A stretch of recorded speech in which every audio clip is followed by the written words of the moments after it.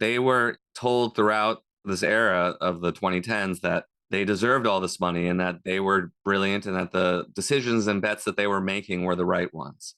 And that's, I think, where our worldviews start diverging, perhaps, between this kind of business overclass and most people, frankly.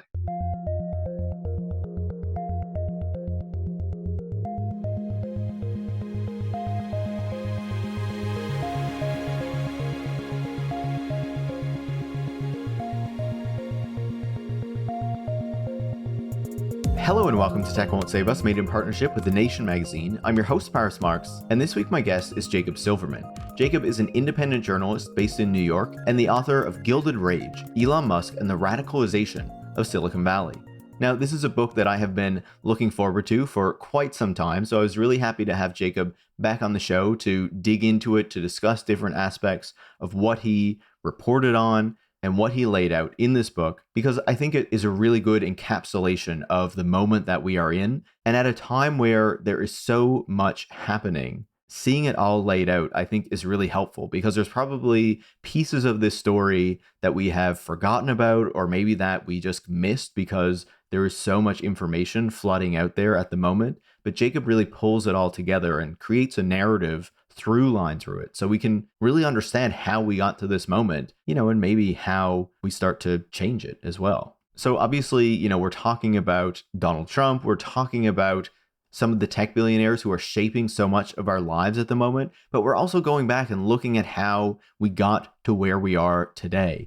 Some of the events and moments in time that really set us on this course to this alliance between the extreme right and the billionaires of Silicon Valley. And then also the ways that they have worked to kind of cement that power over time. So it's a fascinating conversation, exactly the type of thing that I'm sure you will enjoy if you listen to this show. And I will just say before we get into it that this interview was initially recorded for 92NY, based in New York. Basically, they were interested in having a conversation with Jacob about the new book. I was invited to do that interview. And I figured if Jacob is going to come on the show anyway, why would I interview him twice about the exact same subjects instead of just reusing an interview that we're doing anyway? So I would imagine that many of you have not watched that original interview, so this will be completely new to you, but I just wanted to give you that context, especially if you hear mention of 92NY in the audio of this episode. And while I'm quite certain that 92NY did not edit out any parts of our interview, this episode was made with the original recording files. So even if they did, this is how Kyla, our producer, put it together. And I know someone online pointed out that 92NY is apparently an organization that supports the Israeli government. If that's the case, it's not something that I was aware of before doing this interview. I was asked to do it to support Jacob. So just so you have that context if you were wondering about it. So with that said, if you enjoy this conversation, make sure to leave a 5-star review on your podcast platform of choice. You can share the show on social media or with any friends or colleagues who you think would learn from it. And if you do want to support the work that goes into making Tech Won't Save Us every single week, so we can keep having these critical, in-depth conversations into the many ways that the tech industry is shaping our lives and affecting our societies, while getting ad-free episodes of the show, and even stickers if you support at a certain level, you can join supporters like Ryan from Gig Harbor, Washington, Corey in Albuquerque, and Francois in Toronto by going to patreon.com/techwon'tsave-us, where you can become a supporter as well. Thanks so much, and enjoy this week's conversation. To get started, Jacob, I was wondering, there are many different things that you can write about, that you do write about, of course. Why did you decide to write this book, and why now? Well, I believe it was late 2023. I mean, I've written about the politics of tech for a number of years, and I started to think ahead more towards the 2024 cycle. And I had just written about San Francisco and specifically the role of David Sachs and some other tech millionaires and billionaires in the various recall elections there and kind of moving San Francisco politics to the right. Of course, it's San Francisco, so it's a little different than a lot of other big American cities, but it was clear that there was a reactionary tilt kind of to a lot of these tech billionaires today, and that something was changing in how they were putting their money and their efforts into politics. A lot of them had been donors and sort of casually involved in one way or another. Certainly there were people like Peter Thiel who were political animals through and through for a long time, but it seemed to be spreading more among the executive and VC class. Anger about COVID, quarantine efforts, anger about various social movements, about Me Too, about BLM. And I started wondering, what is going to happen to this group of people, especially in the next election cycle. So I started talking to an editor at Bloomsbury, and we thought, maybe there's a book here. I remember we had a conversation, my editor and I said something like, I think Elon Musk might get involved in the next election. And, that was almost naive on my part. So, it was based on this recent track record of behavior and changing politics that they had shown, but also a little bit of a hunch, like maybe there's something to chronicle here going into what was going to be for sure a pretty crazy election cycle.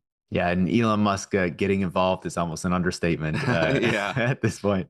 It's very prescient, right? And there are so many different things that you chronicle in this book that give us a really detailed picture of what these tech billionaires, what these tech executives have been up to over the past number of years, but also this kind of transformation that we have seen in their politics, the way that we act. Obviously, you talked about how someone like Peter Thiel has long been vocally active on the political right, but some of these people, have been less so. And this feels like a more recent thing for them. And so I feel like there are many moments that we can point to that explain the politics of Silicon Valley more broadly, whether it is what's happened in the past few years, going back to the late 90s and the early 2000s, or even, casting way back to World War II and the Cold War and what was happening during those, that period of time. I wonder for you, is there one of those periods that stands out as the most illustrative of what we've seen recently, or does that just kind of add different layers to a very complex picture when we look at this region and the politics that have emerged from it? Well, that's interesting. The book is really about the last 10 years or so, but there is a deeper history there of conservatives in Silicon Valley, of relationships with the state and the national security establishment. And I make some reference to that, but I don't necessarily go deep in the book. But, I do think in some ways we're returning to early political alignment between Silicon Valley and what you might call the military industrial complex or the state. 50 or 60 years ago, you had early chip companies building microprocessors that were going in Minuteman missiles, very famously here in the US. Of course, we know the internet came out of DARPA and national security investments. And in a way, we're returning to that era, I think, but with a lot more money at stake and a lot more just in general at stake, perhaps. Recently, there's a guy named Sean McGuire who's a major VC at Sequoia, and I write about him a little bit in the book, and I've written about him elsewhere. He is very kind of proudly, self-consciously a right-wing figure now, and one of these people who says that he was anti-Trump and kind of a centrist, but the media lied to him about Trump, and he's very open about this. Well, I remember a month or two ago, he posted on X a link to this video on YouTube, and something like the hidden military history of Silicon Valley. And it's a lecture that goes around. It was done by an academic, I think, and it's good and it's pretty standard history. People often share it to show, like, look, actually, you may not know about this hidden military history of Silicon Valley. He shared it because he was very proud of it, which I thought was an interesting kind of shift. For some people, it's like, oh, well, here's this sort of whiff of almost scandal or like morally weighty history that we need to reckon with, perhaps. He shared it because he was very proud of that. And that's what he and a lot of his allies, especially in companies like Andreessen Horowitz or elsewhere, want to return to, is they want to build stuff for the military and for the intelligence community. And so that, I thought, embodied, just as one small example, embodies the kind of attitudinal and political and ideological shift that's going on here. Is like, okay, they're not ashamed to be part of the military industrial complex anymore. A lot of these guys, they want to do it, and they're proud of it, and they're nationalistic and even jingoistic about it, and they see a lot of profit in it. Yeah, it has been fascinating to watch that shift. And I want to come back to that just to talk a bit about what we have seen recently, right? But I feel like, you were talking about how the book is primarily about the past 10 years, but I feel like there's, kind of an event just before that, of course, you talk about in the book that really sort of sets up part of what you're talking about here, right? Which is, of course, looking at the way that the tech industry engaged with, the government and, as you say, the military industrial complex in, say, the kind of post 9/11 era, during the war on terror with George W. Bush and later with Barack Obama. And I feel like that kind of history is often left out of the story that we often tell about Silicon Valley and what it is and its political development. And I wonder, in looking at that period, what you saw in, kind of informing maybe something that we're seeing today with these tech billionaires and tech executives that was maybe not picked up on as much at the time, or picked up on briefly, but then, we kind of forgot about it as, the kind of exciting moment of the 2010s came and there was so much growth and excitement. So I wonder what you take from that period. Yeah, I think that's a good point that, and I write about this some in the book, is that while I may have some focus of kind of the Trump era and tech, a lot of this certainly precedes that. And the post 9/11 era is a good marker. Certainly after 9/11, you had a major growth in domestic surveillance. And I mean, now we take a lot of these things for granted, but kind of internet-based surveillance, using the vast amount of telecommunications and internet data to surveil whole populations. And so after 9/11, the Bush administration realized it needed the cooperation, legally compelled or otherwise, of big parts of the tech industry and also the tech and telecommunications companies that kind of form the backbone of the internet and of global communications. So one important event that happened after that was you had it's often described as the retroactive immunization of the telecommunications companies for participating in warrantless wiretapping, which was supposed to be a scandal when it was revealed here in the US. And then there was a bill passed to basically immunize them against all that. Going into the Obama era, I would say you had more of intensification of those trends, of that fusion between the Silicon Valley telecommunications companies and the national security establishment. And again, you had some challenges to it, but often these companies were receiving secret court orders that they couldn't reveal to anyone, or maybe even only a few people at the company might know. There were some lawsuits at the time, but they didn't have a lot of choice. But I think also in the tech industry, you started to see that shift again, where some people thought, well, hey, this could be a good partnership for us. And one of the figures I do talk about, who's not often, or maybe not mentioned enough in this context, is Eric Schmidt, the former CEO and chairman of Google. I say he's a Democrat in a lot of ways in sort of his electoral politics, but I think he's almost a supranational figure, and he's also more usefully seen as this kind of oligarch and authoritarian personality, I think. And he's someone who, certainly in the war in Ukraine, his drone company that he doesn't talk about very much is involved there. And he very eagerly kind of embraced the national security role of the tech industry. He was one of the most frequent visitors to the Obama White House. And one thing that has been talked about a little bit more is that there was this revolving door of personnel between the Obama administration and Silicon Valley. I mean, some of that was at companies like Uber and Amazon, but it was also kind of the National Security Directorate and the national security divisions of these tech companies, which were hiring lawyers and former personnel from the FBI and CIA and NSA and elsewhere. And at the top of that was Eric Schmidt. So I think that stuff cannot be forgotten. And yeah, this deeper history, goes back to early Cold War, but the one we're talking about right now really does start after 9/11 and owes a lot to the developments of that era and kind of the things we still haven't reckoned with from that era in terms of mass surveillance. I think that's a really important point. And I'm happy that we were able to dig into a bit of that history because I feel like it, sets the stage for the story that you're really telling here, right? And trying to have us understand what these tech executives and these tech billionaires are up to today.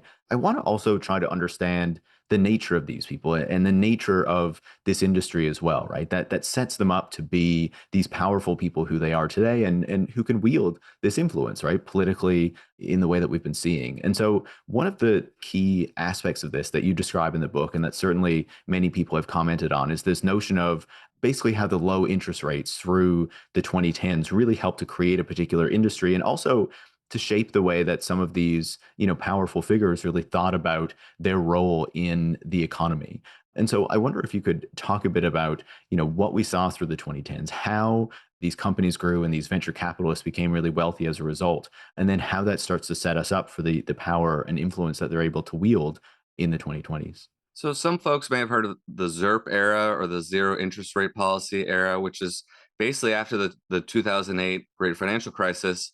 The Fed lowered interest rates to zero or practically zero, and money was very cheap to borrow for a long time. I mean, it helped contribute to the recovery of the economy, but also on a larger level, and certainly on the level of venture capitalists in the tech industry, it meant that money was very cheap to borrow in huge quantities. And so you started to see more speculative bets and also started to see venture capitalists in some cases have a lot more money at their disposal, making much bigger investments, not just a few $1,000,000, but maybe a few $1 billion in some of these companies. Along with that, you had the entrance of sovereign wealth funds from Saudi Arabia, UAE, Qatar, elsewhere that started just pumping more capital into Silicon Valley. A few years ago, the Wall Street Journal reported that the government of Saudi Arabia was the biggest funder of US startups. So there's just all this money sloshing around and billions of dollars going to companies like WeWork that never really work out. And at the same time, you also see a lot of speculative investments in crypto and Web3, as they called it for a while, things that I would argue don't have a strong economic foundation or even much cash flow associated with them, or really ability to produce cash flow or something real. So there was, I think, besides all this money being risked that wasn't necessarily their own, but there was kind of this hallucinatory quality to the economy then. And I think people saw this a lot during COVID, when we did learn a lot about who was essential to the running of the economy and who wasn't. And we learned that, so certainly if we didn't know before, that venture capitalists and tech executives aren't necessarily essential. But again, this was the peak of kind of an earlier crypto boom. And it was a very odd time, I think, because you had these millionaire and billionaire executives saying that you need to invest in NFTs or kind of goofy crypto tokens, when people were struggling economically, people were struggling to not get sick or to take care of themselves and the people around them. And this gap, I think, started to show between not just this upper class and everyday people, but also how they viewed the world, what they expected out of the economy. And I think one other factor that you have to talk about is that when you have that much money at your disposal, billions of dollars worth of capital, it helps breed a certain sense of entitlement. And I think a lot of these people had that already. And this is a book mostly, frankly, about white men, mostly American, a few South Africans. And they already kind of come with a great deal of privilege, but they were, told throughout this era of the 2010s that they deserved all this money and that they were brilliant and that the decisions and bets that they were making were the right ones. And that's, I think, where our worldviews start diverging, perhaps, between this kind of business overclass and most people, frankly.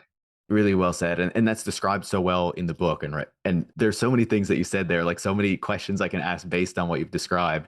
I want to go in two different directions with it, right? And so the first is the role of Saudi Arabia, and to a lesser degree, these other kind of Gulf sovereign wealth funds and governments in Silicon Valley, is something that is really important for us to understand and is maybe underappreciated, right? The role that they played, even when you say, I think there in the interview, that Saudi Arabia was one of the biggest funders of US startups. I think a lot of people would probably be surprised to hear that, right? It's not something that we often talk about. It's not something that we often discuss, but this also has serious repercussions for the ways that these companies work and the influence that the Saudi Arabian government can have. Can you talk a bit about that and, the work and reporting that you've done in understanding the influence that Saudi Arabia has been able to exert within the American tech industry? Yeah, I've written about the Saudis and the tech industry a fair amount because I think it's important. And I also think it's very illustrative of the geopolitics of tech, the essentially authoritarian alignment of the tech industry and its leaders right now, which has effects in politics, but also just kind of in how they view their customers too, and how they view all of us. Ben Horowitz, for example, he's the co-founder of Andreessen Horowitz. He came out last year as a very prominent Trump supporter, kind of radicalized from the center left. And I think he's an interesting example. Just there's a quote from him that I believe I mentioned in the book, where he was at a conference with Mohammed bin Salman, the crown prince of Saudi Arabia, or forgive me, I'm not sure if MBS was actually there, but with some Saudi officials. And he said, Saudi Arabia has a founder. You don't call him a founder. You call him Your Highness. The dictator is founder. It's a wonderful. Right. And he may have been referring to the first king of Saudi Arabia, but even that's from the 1940s, and we're still just talking about a dictator, a monarch, a king. But he said it half as a joke, but half to show sort of like their affinity. And I think that really is revealing. There's the similar kind of authoritarian, the founders in charge of everything mindset. And we certainly saw that happen after the murder of Jamal Khashoggi. The tech industry hardly blinked, and the relationships with Saudi Arabia and with Saudi money continued because it's essential to kind of how the industry operates and what it's gotten used to.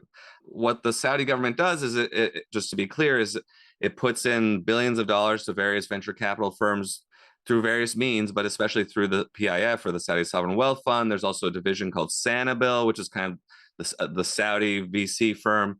What they also do is sometimes, they'll give money to something like SoftBank, which has billions of dollars worth of Saudi money, which will then, of course, invest in other funds or in companies directly. So there are a lot of streams of Saudi cash coming in. And at the same time, there are things that the Saudi government expects. And my big case study, basically, in the book is Twitter, which the Saudi government ran a spy ring. We know about this because someone went to prison about 11 years ago during kind of an earlier regime of Twitter. And we don't need to go through it all, but basically they use that access to customer data to uncover people in Saudi Arabia who are tweeting pseudonymously or hiding their identity. Some of those people were arrested, some of them were executed, some of them are still in prison. This was a big deal, or should have been. And one thing I write about and kind of document is that the Saudi relationship with Twitter continued when Musk acquired it, because Saudi Arabia is a key funder of Musk's various companies, especially now that he has an AI firm. As you well know, they devour money and capital. They're insane expenditures, and Saudi Arabia is stepping up to help fund XAI too. So it's an important through line of what's sustaining technology, the tech industry these days. And I think even, again, to go back to someone like Ben Horowitz, another thing he does now is apparently he's been giving technology from portfolio companies, as in companies he's invested in, to the Las Vegas Police Department. So, he's not just giving donations to a police department, which rich guys have done for a few decades now, at least. He's going to his portfolio companies and saying, okay, this drone company I invest in, let's either give or buy some of their stuff and give it to the Las Vegas Police Department. That's not necessarily something that his relationship with Saudi Arabia or these other authoritarian governments has caused, but it's a similar attitude. I think it's an authoritarian mindset that these guys just think that they can run things for us, or that they are fit to make these kinds of decisions. I think people need to pay more attention to not just say like, okay, these guys seem a little iffy on the concept of democracy. Yeah, and we've certainly seen that very clearly quite recently. Picking up on what you were saying there about Saudi Arabia and the influence that it has, and Elon Musk, who has obviously been a very prominent character when we've been paying attention to the tech industry for some time now, but especially in the past few years when we've seen the influence that he's wielded. It was really interesting to me to read in the book about how you got the list of investors in his version of Twitter, or what he now calls X, Unsealed. How did that inform you about the influence that different players have on a company like Twitter and potentially Elon Musk himself? Obviously Elon Musk is this very wealthy figure. It would seem as though he has immense amount of power and that nobody could really influence him, but he still relies on money from other people from time to time. So what did you take away from that? And who are the kinds of people who are invested in this company that is so influential in the public conversations that we have? So last year, summer of 2024, someone told me, hey, X actually was in a lot of lawsuits, first of all, because all big companies face a lot of litigation, but no one more so than Elon Musk. And when he took over Twitter, a lot of people sued him, including employees who were fired because some of them didn't get paid. And this is from the former CEO, Parag Agrawal, on down, and various other labor law violations mostly. And in these kinds of lawsuits, often a company will have to submit a list of shareholders, especially a privately held company, to see who might be materially affected by some outcome in the case. So this is very routine, but it's a big deal when a company like X files a list of shareholders. In this case, they were filed under seal in one of the many litigation efforts underway, and the case hadn't yet gone to trial. But I got this pro bono firm called Reporters Committee for Freedom of the Press that does a lot of First Amendment work to represent me and file a motion. Though we're not part of the litigation of this case, you can still file an outside motion and say, we would like to unseal this list. Normally, it's just a list that the two parties might look at and the judge to see, like, does someone unexpected have an ownership share in X that's related to this litigation? Does the judge, and that's actually happened, that a judge in Texas that Musk likes to present cases before is a Tesla shareholder. That hasn't seemed to do anything so far. But anyway, this is the reasoning behind this kind of thing. So our CFP, the organization representing me, filed in summer of 2024. And actually, I thought it might not work or it would take months. About a month later, a judge ruled in our favor that, hey, this is in the public interest. And these kinds of things do get unsealed from time to time. So that was unsealed. The usefulness of that was that we got the names of legal entities that own pieces of X. We didn't really get the specific amounts, and we didn't always know who ran those legal entities, but you could start researching these LLCs and trusts and other groups. And while Musk had filed some paperwork with the SEC and elsewhere that gave us a little bit of an idea of some of the people or venture capital firms investing alongside of him, this was a much clearer picture and provide a basis for researchers and journalists to go on. And we found out who was investing alongside Musk and also in some cases who wasn't. And it was the Saudis, of course, some Qatari money that hadn't really been talked about much, I think. A lot of VC firms, some of Musk's traditional allies or people who said that they were going to buy in didn't seem to. It wasn't clear to me if Larry Ellison ever did, despite offering $2 billion, unless there's still a couple unidentified trusts and other vehicles there. But it was kind of this window into the nitty gritty. And also it was interesting because when Musk was trying to buy Twitter, he famously tried to back out of it because he basically offered too much and then the price started crashing. But there were these text messages released as part of discovery in a case in Delaware court. This was when Twitter basically sued him into consummating the deal. And some of these text messages were with people like Larry Ellison, where Larry Ellison said, okay, I'll put in 2 billion, or David Sachs was saying things.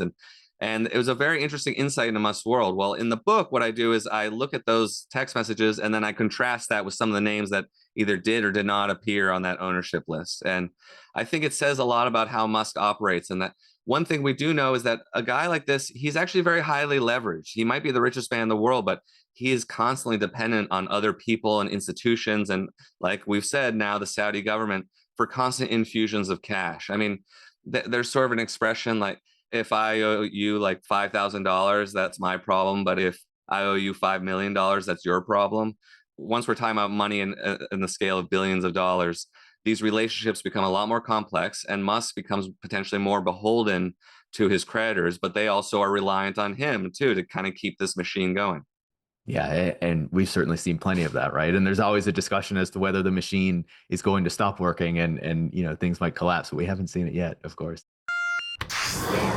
Going online without ExpressVPN is like putting a sign in your front lawn that says, hey, I don't lock my front door. It's an open invitation to criminals to come steal all your stuff. Every time you connect to an unencrypted network in cafes, hotels, airports, your online data is not secure. Any hacker on the same network can gain access to and steal your personal data like passwords, bank logins, and credit card details. It doesn't take much technical knowledge to hack somebody either. Just some cheap hardware is enough. Your data is valuable. Hackers can make up to $1,000 per person by selling personal info on the dark web. ExpressVPN stops hackers from stealing your data by creating a secure encrypted tunnel between your device and the internet. It's easy to use. You just fire up your app, click one button, and you're protected. Plus, it works on all your devices, phones, laptops, tablets, so you can stay secure on the go. It's rated #1 by top tech reviewers like CNET and The Verge. I travel quite a lot, and I've been using ExpressVPN to protect myself because I don't want people getting access to my data. So secure your online data today by visiting expressvpn.com/TWSU. That's expressvpn.com/TWSU to find out how you can get up to 4 extra months. expressvpn.com/TWSU. Going back to what I was saying before about trying to understand the nature of people and to pick up on what you were saying about Elon Musk there just that time. In the book, you talk about how there does seem to be this real notable shift in Elon Musk and his politics and, the way that he's like acting publicly around 2022. I wonder how you explain that shift that we begin to see there and if it tells us anything about the broader changes that are happening in Silicon Valley and among this kind of, tech billionaire class in that moment.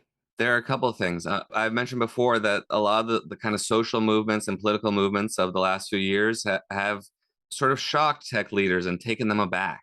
They've affected different people in different ways among the general population, but there were comments, for example, actually from Mark Andreessen, where he claims he was talking to some CEO or of a portfolio company, and they decided together that young people were joining these companies in order to destroy them because they were communists and left wingers. And so I think there is a lack of touch with reality or with how most everyday people think. I mean, I think that's very unlikely that that's the case. But these people exist kind of at this great remove, and the movements of the last decade over inequality, over Israel and Palestine, over BLM, over sexual harassment, and Me Too have shocked a lot of them. And they don't really, it's not the form of progressive politics that they recognize. With Musk in particular, he has cited some things. And I think one of the most important ones is His daughter Vivian is changing her name and coming out as a trans woman and writing in the application to change her name that she didn't want to be associated with her father in any way. He said in an interview with Jordan Peterson, the right-wing influencer, kind of kooky celebrity psychologist, the woke mind virus killed my son. And then he talked about dead naming and had this totally wrong definition in which he was somehow Musk is the victim in this case, even though his daughter is living how she wants to. But that really catalyzed, I think, Musk's radicalization. It opened him up to a lot of transphobia and made it one of his main issues.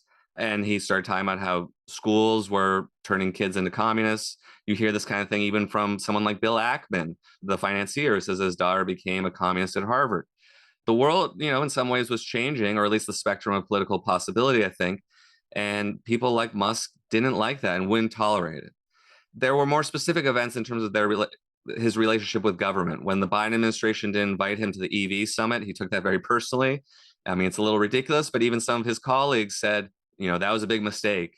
Or more towards his bottom line, perhaps, during COVID, when the Tesla factory in Fremont had to shut down, this led to this whole battle between Musk and the county of Alameda and the state of California. And he eventually said, we're opening up. I'm going to be there. Please arrest me if you need to arrest someone. And the county and state eventually kind of conceded to Musk. But that sort of idea that there could be limitations from the state imposed upon his work or upon his ability to produce cars was a big deal for him also, I think. So you kind of have to put all these things together. That's why I wrote a book about it. That's why it's sort of a group biography of Musk and these other guys. But that's, I think, where they're often coming from. And I think finally it's this exhaustion on their part with they don't want to answer to anyone anymore. They don't like the criticism coming from people like us, or even just the version that appears in the New York Times. And you hear this a lot from people like Mark Andreessen that, every tech critic is basically a Luddite or a communist trying to take them down, and they won't have it. And there was maybe a certain bargain with society before where they would make a lot of money and then donate some to charity. Andreessen, again, would talk about this. But whatever bargain might have existed before, they think kind of the government and civil society has broken it. And they just want to be clear to innovate to their delight and do what they want. It's a very traditional kind of grasping for corporate power, but it's worked for them in some ways because it's wrapped, of course, in their techno-optimism. Absolutely. And, you talk about this book as kind of a biography of this group of people, right? Obviously we often talk about specific figures like someone like Elon Musk or Peter Thiel or Mark Andreessen, but you talk about a whole cast of characters in this book who, I think for some people will be people that they're far less familiar with, talking about a number of the venture capitalists and their roles in what we've been seeing for the past number of years, or, this broader group that's often referred to as the PayPal mafia of a bunch of people who came out of course, the PayPal company that Peter Thiel and Elon Musk were both involved in. I wonder, looking at this broader network, what that tells you about the evolution that we have been seeing politically in Silicon Valley for the past number of years and the influence that they are able to wield in forwarding this kind of a politics. One reason I write about this as more of a network or a group is that you can see this every day. One actually sort of fortunate thing about being a journalist now is I don't necessarily have to try to interview Elon Musk, which he would never talk to me anyway, but I can go online and see what he's saying and who he's talking to. And I can see which companies these guys are investing in and the events they appear at and the podcasts they go on when they have these very long discussions sometimes about exactly what they believe. And I think in some ways they're actually very forthright at times. I mean, this week, Joe Lonsdale, who's a figure in the book, who's kind of a younger PayPal mafia figure, he retweeted someone saying that there should be minimal Muslim immigration to the US. I mean, these people are not hiding what they think. So that's why, again, it's this group of people because they are working together. They are friends and business partners, and they're involved in politics together. So I do think in some ways it starts with the PayPal mafia, who came out of course, PayPal when it was sold to eBay in the early 2000s for more than $1 billion. You suddenly had this group of people of Peter Thiel, Elon Musk, David Sachs, and others who were very rich. And for some of the people at the core of this group, like Peter Thiel, they were always political animals. And Thiel and Sachs were writing partners in college and wrote a book together called The Diversity Myth. And as Max Chafkin, a biographer of Thiel, has said, the PayPal mafia was actually more of a political grouping first and kind of a business network second. But you'd see over the years that this group really formed the heart of Silicon Valley conservatism and Silicon Valley's shift towards the authoritarian right. And it grew and expanded. In the book, I talk about how I think people like Joe Lonsdale or even someone like Vivek Ramaswamy are kind of being drafted into this broader network because, for example, Ramaswamy, his firm Strive, this investment fund, has investment from J.D. Vance, who was his law school buddy, from Peter Thiel and Bill Ackman and others. So you can kind of watch this network grow over time, and you can watch the effects it had. It helped elect Trump twice. We kind of learned about it 2016 a little bit more in retrospect, but we saw Peter Thiel at the time be the most visible tech supporter of Trump, and after the Access Hollywood tape, maybe the only outspoken tech supporter of Trump. I think this group, I think it's still intact, it endures, and I think they speak in some ways for more and more people in kind of tech rank and file, especially men in tech rank and file, for whom these guys are figures that they look up to. What do you make of this question of evolution versus they were always like this? On the one hand, you can see someone like Peter Thiel, who, we used to associate as more of a libertarian. He used to talk about seasteading and things like that. But on the other hand, him and David Sachs, as you described, were long involved with, say, the Stanford Review back when they were at Stanford University, which was, of course, very right wing, very conservative at the time. Do you think that their politics were just hidden for quite some time, or do you see a notable shift in the past few years with how they represent themselves politically? In some ways, both. In some ways, it depends on the characters we're talking about. Thiel's been always talked about escape and exiting kind of the strictures of government and society with things like seasteading, or he's wrote something about how someone needs to create the technology of freedom or the technology that enables freedom, and he was referring to seasteading. But he's never really been a libertarian in practice. I mean, people have asked him about Palantir, of course, and how can you justify this company that's basically an arm of the security state and mass surveillance? And his answer is always sort of like, well, better me than someone else, or someone has to do it, kind of. That, of course, is not very firmly held libertarianism. Most of these guys, I think, aren't really libertarian in practice. I think the part of libertarian that appeals to them is that they don't want rules, that they want ultimate freedom to do what they want. And there's something kind of childish or juvenile about that. And there's something kind of macho, or at least affected machismo and jingoism on their part. But they have taken that attitude that they are, in some cases, the cognitive or genetic elites, and that they have a right to rule. In the past, people like Thiel or Sachs, that attitude was more politically focused from early on, and they are involved in kind of institutional Republican and conservative politics. I think for other people or other millionaires and billionaires in tech, including people like Musk, it was perhaps an underlying attitude that animated them. I mean, I have a podcast coming out this fall about Musk, a mini series for the CBC.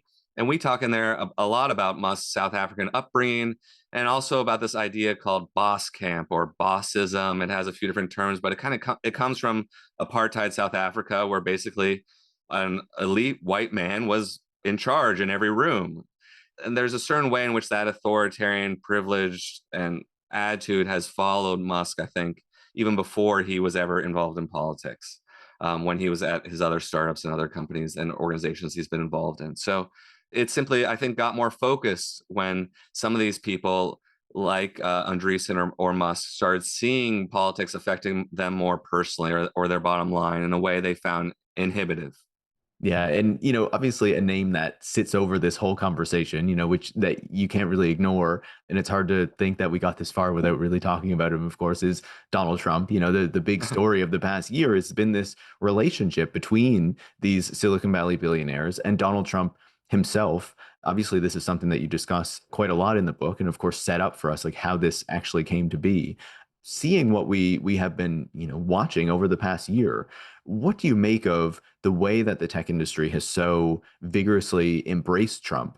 And do you see any kind of cracks in that relationship, besides obviously the souring between Trump and Musk themselves? But do you see this as a relationship that remains strong, or is the tech industry going to go a different direction in the future as well, as we know that they can change their allegiances very quickly? Yeah, I wish I could say there were cracks, but I don't really see any right now. I mean, Trump is obviously an authoritarian consolidating power. And we saw just a week or two ago when a bunch of CEOs were at the White House dining with Trump, and Tim Cook was thanking him repeatedly. Zuckerberg was talking about investing hundreds of billions of dollars, and then in kind of a hot mic moment said, "I didn't know what number you wanted me to say." I mean, incredible deference and fealty. And I think there are two reasons for this. One, there's of course the self-interest reason, which is that Trump has said that he was going to try to imprison Zuckerberg. I mean, these were tweets or posts online, but they don't want to go to prison. They don't want their companies broken up. In the case of Google, which has had a favorable antitrust settlement, it seems recently. So there's that. But then a lot of these guys do share MAGA or Trump grievances, and that's something I talk about in the book. Also, not all of them, not really the guys I just said, but like Musk again. The transphobia is something that aligns him with the MAGA movement. Some of the resentments against quote unquote woke politics or Democrats. I mean, Musk feels that acutely and posts about it, long into the night for the last couple of years. Sometimes it depends on the figure we're talking about or the company, but there is a certain alignment in that sense of reactionary grievance or a lot of kind of the cultural discontent. Trump is an abuser and prolific sexual harasser.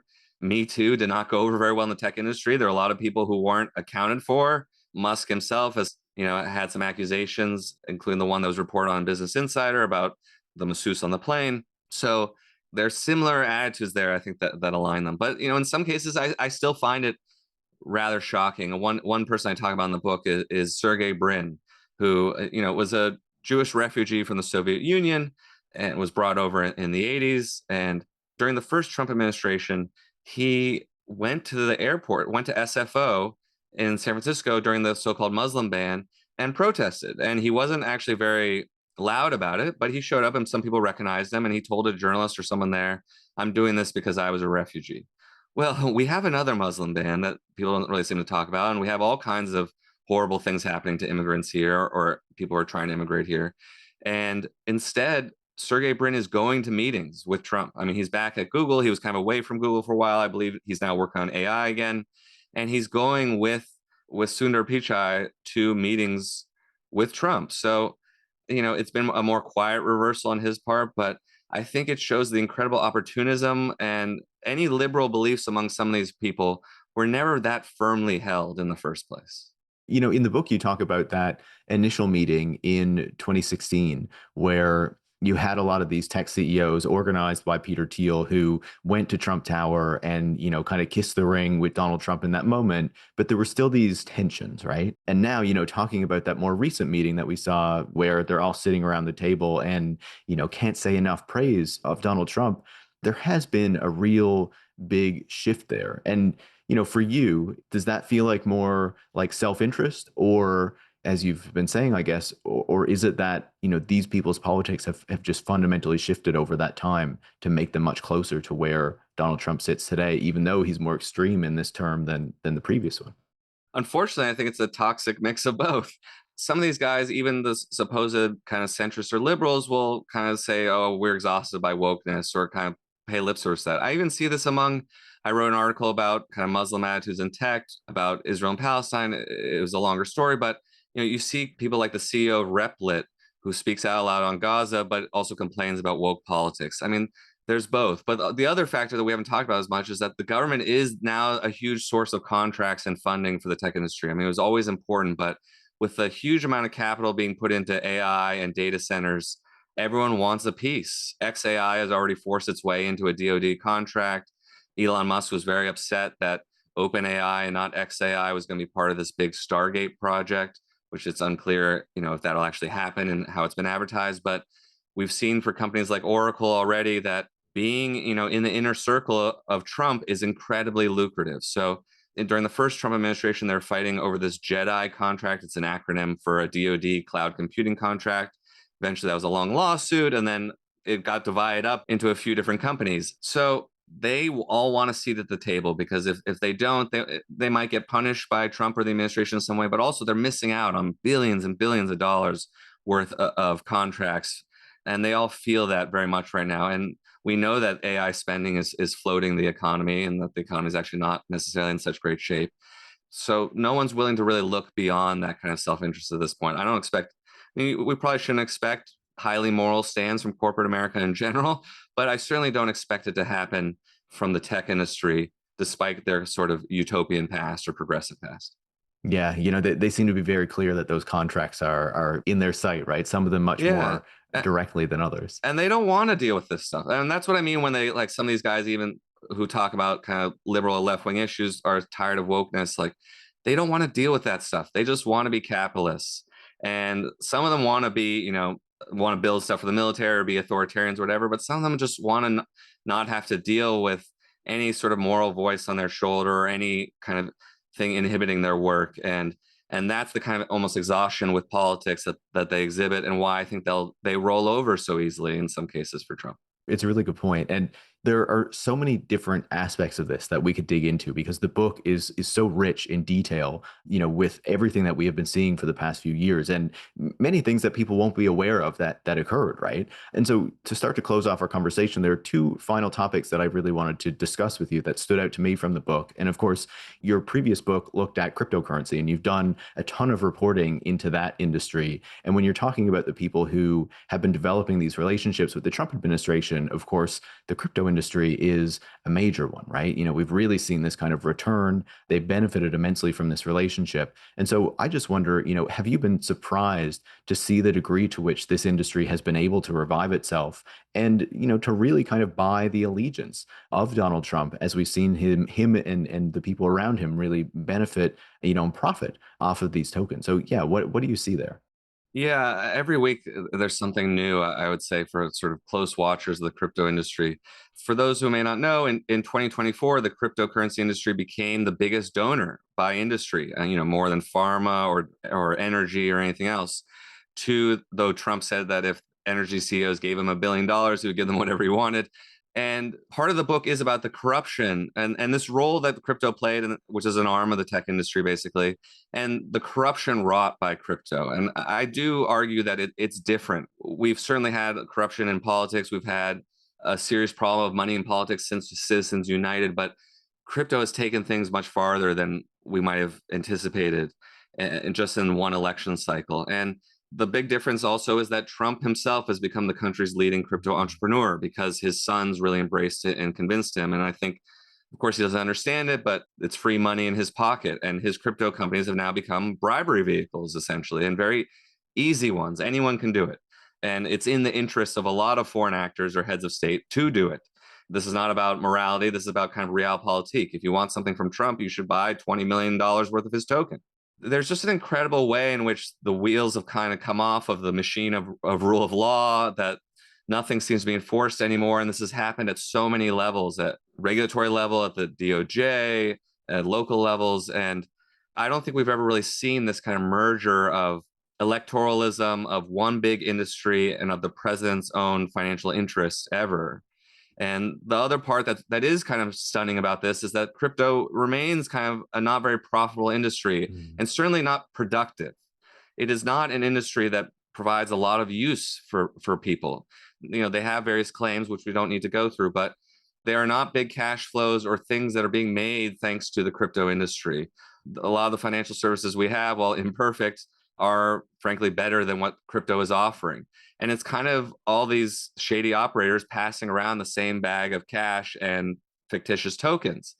And what continues to be shocking to me, I guess, is that no one has done anything, that Trump has received billions of dollars of crypto tokens and real money through his administration, through these first six plus months, and nothing has really happened. Even the Democrats aren't fully aligned on this issue. And in fact, they passed the Genius Act, which helps legalize these types of tokens called stablecoins here in the US. And of course, Trump is in the stablecoin business and just did a very corrupt deal with the UAE and Binance in his own stablecoin. So maybe it's because it's suddenly become so broad or so infected the political system, but it is rather amazing to me. And the only reason I think I can really attribute it to it is money, is that, I've talked to Democrats in Congress. I've reported this, that some of them seem to like the industry for one reason or another, I imagine because it helps them. But others have told people I've talked to, again, people in Congress say they've seen what happened to their colleagues. They saw what happened to Katie Porter, Sherrod Brown, or Jamal Bowman. Sherrod Brown had $40 million spent against him by the crypto industry in Ohio, and they're worried about 2026 or whenever they're up for re-election. And that's kind of it. Congress is one place where you maybe would, I mean, how cynical do we need to be? But you would hope that some of these guys could take a stand and say, like, it's not worth it. We need to do something about this. But this is a huge point of contention I have with the Democrats, and I think a huge problem. Like, if we want to get back our country and our politics, or even tamp down the corruption at all, we have to think about the role that this industry is playing. And what I argue is that it's not like most other industries. There are plenty of industries with negative externalities. There are plenty of problems with the oil industry or with pharma or these other big donors. But crypto is not productive, and it's much more like payday loans or a predatory financial instrument than it is like anything that's going to empower people. So, and I think we need to look at it accordingly as part of the political process. It helped reelect Trump, and it's helping to further corrupt our political system and provide bribes for Trump. That is not a normal corporate or political actor to me. Yeah, really well said. And I think when you're talking about that money, you can see how scary it is, right? How it distorts democracy, how it distorts accountability because of the way it can be wielded in order to get these lawmakers in line. But speaking about money, and this gets to my final point, I feel like one of the through lines and one of the things that really stuck out to me as I was reading the book is your analysis of these people themselves, right? And how, because of the amount of wealth that they hold, because of their position in society, that they fundamentally see the world in a very different way than what most of us would. And for example, you talk about this moment when they tried to build this city in Northern California, and we're basically just trying to buy off everyone locally and not recognizing that a community is about relationships, is about a broader society. And time and again, I feel like this comes out in your book when you're talking about how these people relate to the wider world. And so I was hoping that you could just talk a bit about that, and also talk about what that means for then how we understand them and how we relate to, or how we think about then challenging the power and influence that they have in our society. Yeah, well, one thing we've sort of been circling around is that these are kind of antisocial people who they're a little bit misanthropic and don't really like the rabble. As you've written about with Elon Musk, the Boring Company, at least, and correct me if I'm wrong, but hasn't he talked about that in part because he wanted to escape traffic. And this is a guy who never would ride a train, doesn't want to be around other people. And I think this actually plays into some of the stuff I said earlier in our discussion about San Francisco and about their disenchantment. That there's this idea among the tech elites that progressives somehow killed San Francisco, which is not entirely accurate. But they see their city, suffering from social ills that are very visible. And instead of saying we need to do something about homelessness and public drug use and other social problems or inequality, they want to turn away or be gated up and be away from everyday people. One thing I think about with Mark Andreessen, for example, who's someone who seems very angry, has blocked practically every journalist, including me. He has 3 mansions in Malibu, in addition to one in Atherton and elsewhere, I'm sure. He's married to a billionaire heiress, but he seems so angry every day. And sometimes, when he's typing out something about how the country's falling apart, I'm thinking, which mansion was he tweeting this from today? Like, the disconnect is incredible. And it's not just like, oh, there's William Randolph Hearst up in his castle. It's like they're all talking to us and making decisions that affect all of us, including how these technologies are developed and deployed. But they really don't care for people. They're not building institutions by and large. Some of them are trying to build alternative institutions, but they are not, donating to libraries or universities very much. And these are people who don't seem to think that society can be fixed and don't want to work with the rest of us to fix it. And that's why the political program that they're espousing is often very negative and not very positive or proactive. And Thiel has even lamented that sometimes that it's very negative, that they don't seem to have solutions. And I think that's a huge problem too, because a lot of people do have solutions, or at least have good plans for how to work on some of the stuff we've talked about here. But they're not interested in that, and they won't accept that. And that's ultimately very dispiriting, that these people are have this kind of anti-human and antisocial sensibility. And it also speaks to how adversarial the relationship ultimately is between them and most of the rest of us in society. Like, we are talking about challenging power.